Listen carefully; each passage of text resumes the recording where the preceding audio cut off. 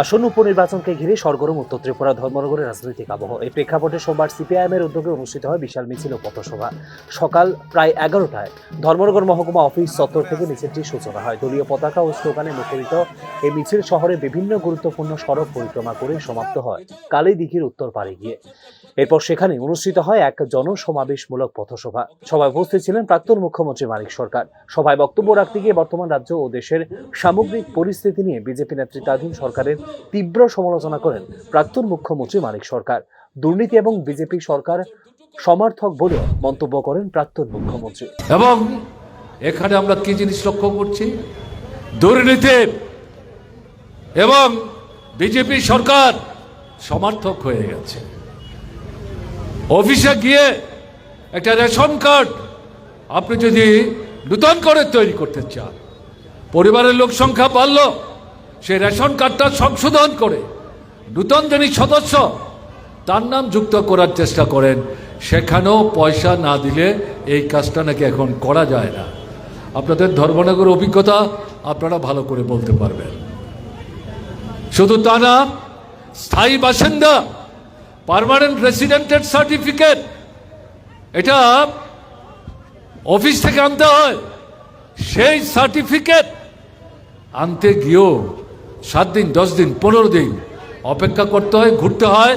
সেখানেও নিচের তলায় পয়সা না দিলে সেখানে এই সার্টিফিকেট হাতে আসে না। তার জন্য 1 মাস 1.5 মাস অপেক্ষা করতে হয়।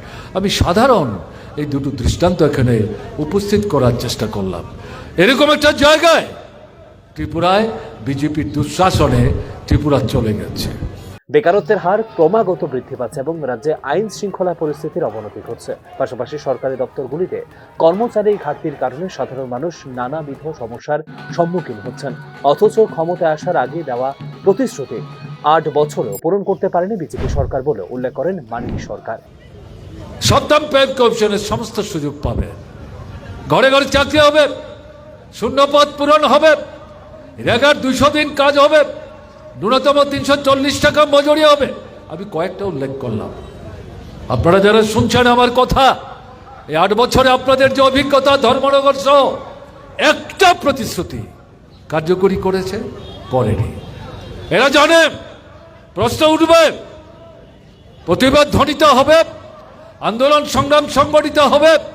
তাই মানুষ যাতে কথা বলতে না পারে, প্রশ্ন করতে না পারে, আন্দোলন যাতে সংগঠিত করতে না পারে, তাহলে গণতন্ত্রের উপর আক্রমণ তারা সংগঠিত করেছে।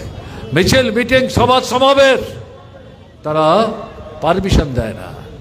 মার্ক্সবাদী কমিউনিস্ট পার্টির অফিস খুলতে দেয় না, জবরদখল করে বিভিন্ন গণতান্ত্রিক সংগঠনের অফিস তারা সেখানে করায়ত্ত করছে। সর্বশেষ গত 2023 সালের বিধানসভা নির্বাচনে ধর্মনগর কেন্দ্রে কোনো প্রার্থী দেয়নি CPIM.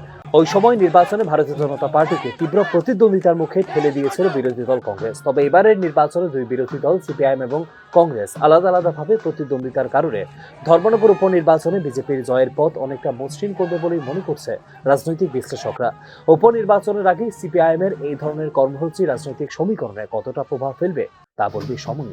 Bureau report, news now.